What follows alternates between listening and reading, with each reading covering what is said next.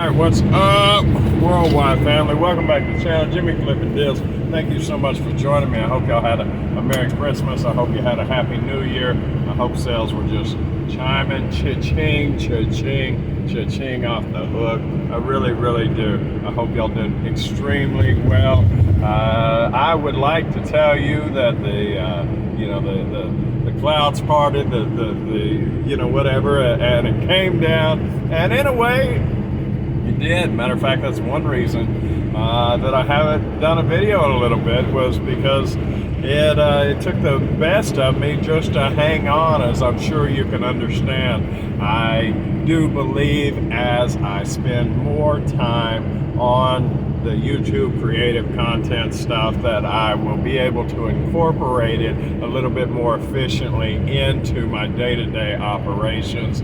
However, this year was not quite the case. Now, that being said, this year was not what I expected it to be. It was by far less than what I expected it to be.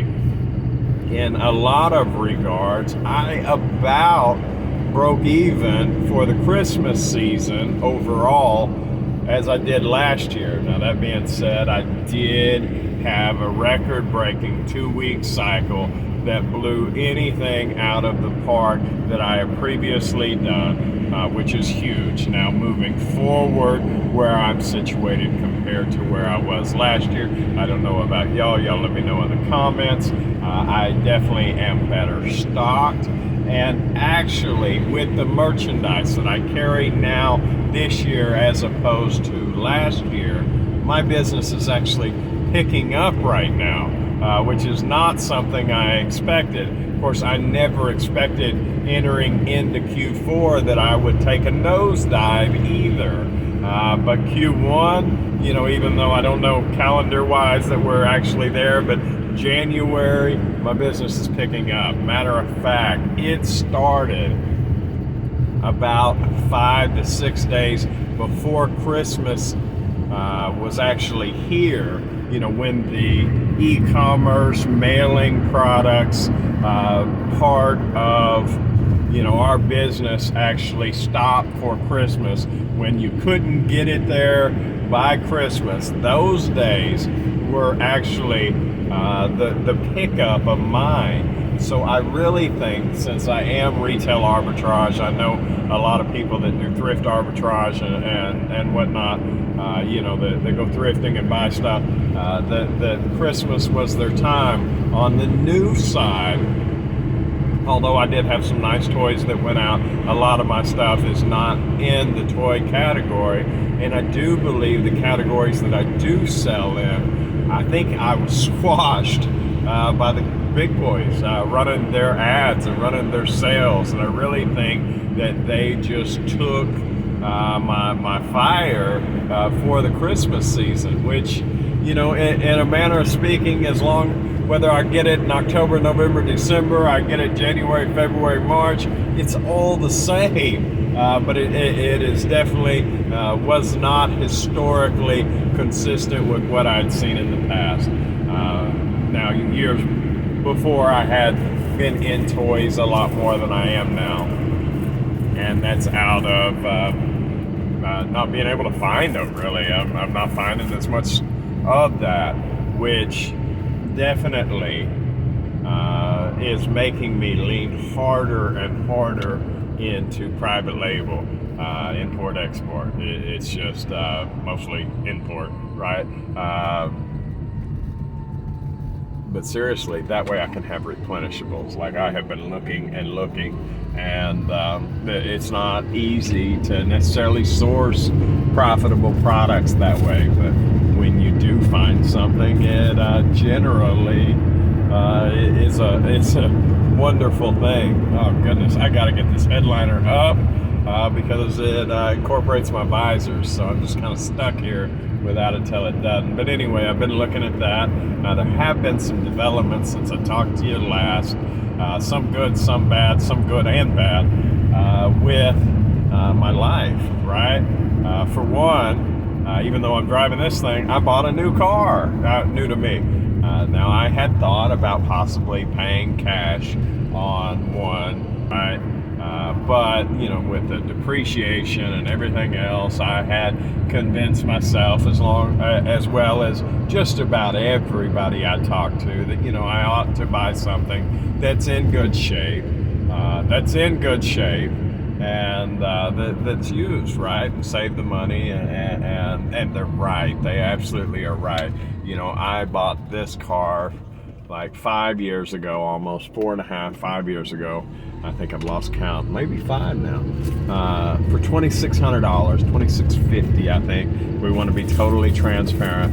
And that was 5 years ago. I put roughly 100,000 miles on it. It's been fantastic. Now, I know I've got some issues looking like Mad Max at the moment, but that's only because of my laziness and my cheapness. Is the reason it looks like this at the moment. I wanted to save money on the headliner. I wanted to save money on the windows, which maybe I'll talk about in another one, but that was a fiasco that's still not resolved. But anyway, new car, right? New to me. I bought this is a Honda. It's done me well, so I bought another Honda. I bought a 2014 Honda CR-V to give me more room. For those that have been with me for a little while, they know I've been looking towards increasing my holding capacity on a day-to-day shopping trip, and I've been thinking box trucks, and for my family I've been thinking vans, and you know, our CR-V is like a mini van, right? And it being Honda, I thought, you know, that this is fantastic. But I live in Texas, and I went into Dallas to purchase this from an individual, and it had right at 100,000 miles. And like I say, this one's well over 2 and still going strong. It's got its quirks, but it's still going. And I was in an area of Dallas that I did not feel comfortable, like taking a test drive and coming back, that I'd actually find my way back. And it being a Honda, I asked, you know, the lady, I said, so how is it? She said, man, it's great. It shifts smooth. And goodness, let's see if we can get this under control. My high tech, there we go. It's a plastic bag holding y'all up. But anyway, you know, how is it? She said, man, I took it to Colorado. It shifts smooth. There's not an issue. I got in it. I turned it on. I shift the gears while, you know, stationary. There was no movement in the transmission. It is a forward drive 5-speed transmission. It's not a CVT, so you can feel in the gears typically whether or not a transmission is good or not.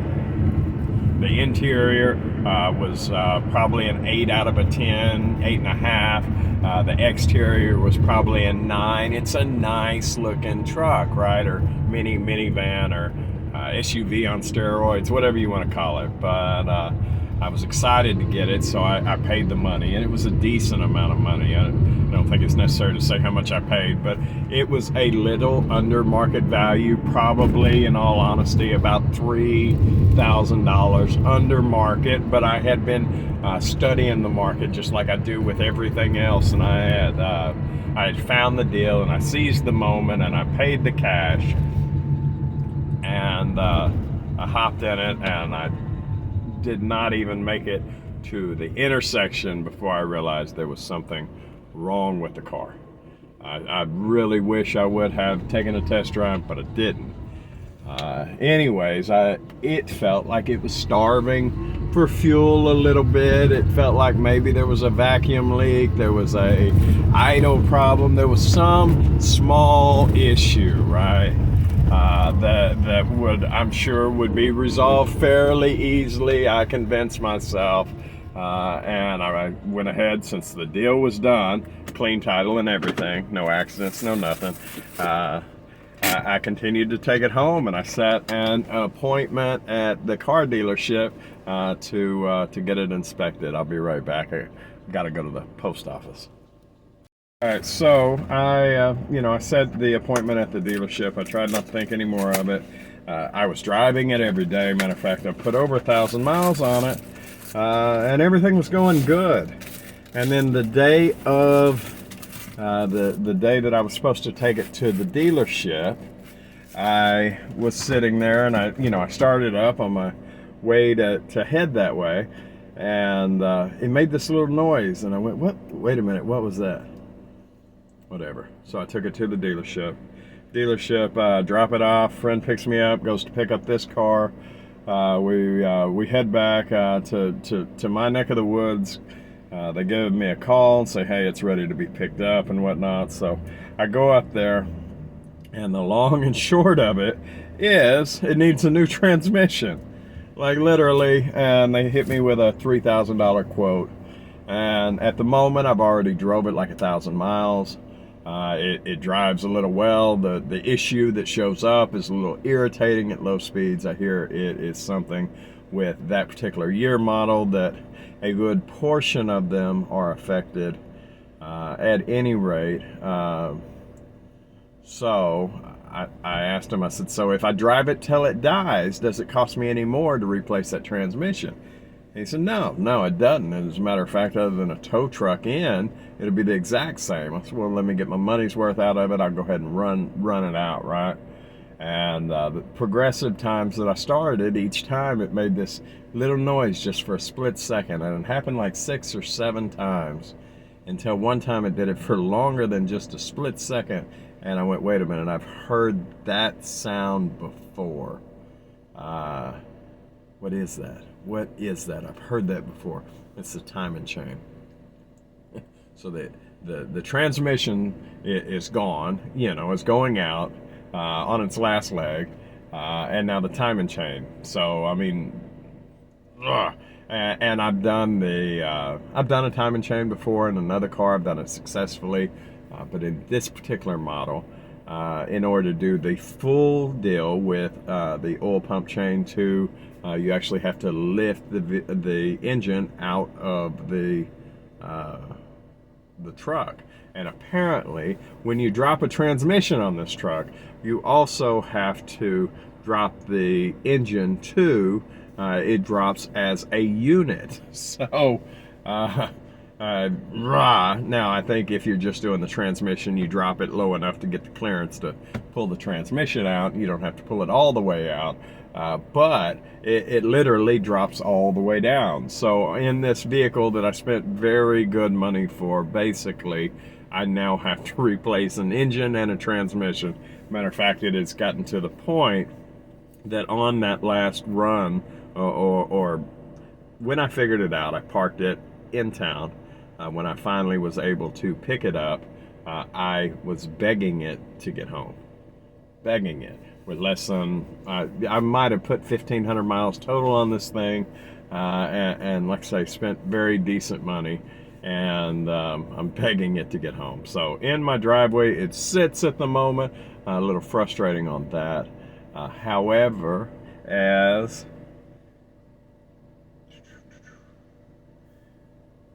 it evolves, right, I am looking into actually, because I'm cheap, doing the repair myself. And if I let the dealership do it, they give me a 3-year warranty for the transmission, labor not included, parts only. So 6 months from now, if the transmission goes again, then I'm in them another $1,500 in labor for them to pull it out again and stick it back in. So not happy about that. Either that or I buy a very good, hopefully used, tested one on eBay out of Dallas. And I can do that for about $600 to $800. A JDM engine, which is virtually the same, given that some of the American components, alternator, water pump housing, there are a few things that have to be switched from the original to the other one. I can get one of those for about $1,200. So like I said, I got the car for about $3,000 under what fair market value is, and with $2,000 in parts, I can have a car and a whole bunch of labor, have a car that has basically an engine with 40,000 miles on it and a transmission with about 60. That's not horrible. Like, that's not the worst thing in the world, provided that I can figure out how to drop an engine and a transmission through the bottom of the truck. at home. So I have never pulled an engine or a transmission. Now I have broken down the top half of a motor. I've broken down the bottom half of the motor. I have done a timing chain. I have even mentioned what I've done to some mechanics, and they said, well, you might as well, by that time, have pulled the motor and replaced it. It would have been easier. So I'm going for easier this time. Rather than replacing the timing chain, I'm just going to replace the motor and, see how it goes. So that's it in a nutshell for that. Like I said, business is picking up. Amazon actually sent me a sale today, which is cool, which is definitely an anomaly. And they actually hit me with a, what do you call that, a IP complaint. Some bogus IP complaint.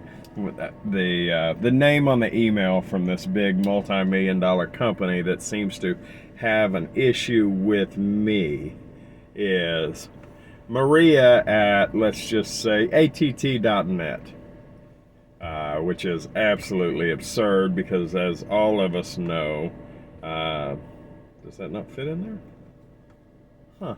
As all of us know, it would be, so-and-so at, I can't even think of a brand, Legos, .com or something. I mean, even I have a my name at JamestownTrading.com, but this is like Maria at att.net. It was totally bogus, but nevertheless, they're threatening to cancel my ability to sell on their platform, which is absolutely absurd.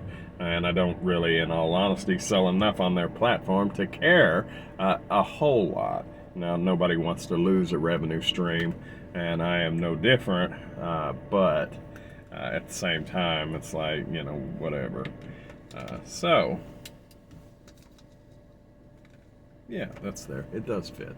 I bought a second phone to work my other little side stuff. So long story short, I am happy that I made a sale, and I don't think they're going to fire me over one IP complaint from a bogus deal. I did challenge it. I haven't heard anything back yet. But nevertheless, let me see where else we're at. I do believe, since there's not many videos on YouTube about my particular Honda, that I may be doing some of that in the future. I do believe that I'll probably put that on a different channel because I don't think that resellers want to know how to fix my Honda, but I do know that there are people out there that need that information. So I bought a book. I'm also getting more of the manuals and stuff for that, and that's what's going on in my life. So short of that, guys, y'all have a wonderful day, and hopefully I will really try to see y'all tomorrow. All right, bye.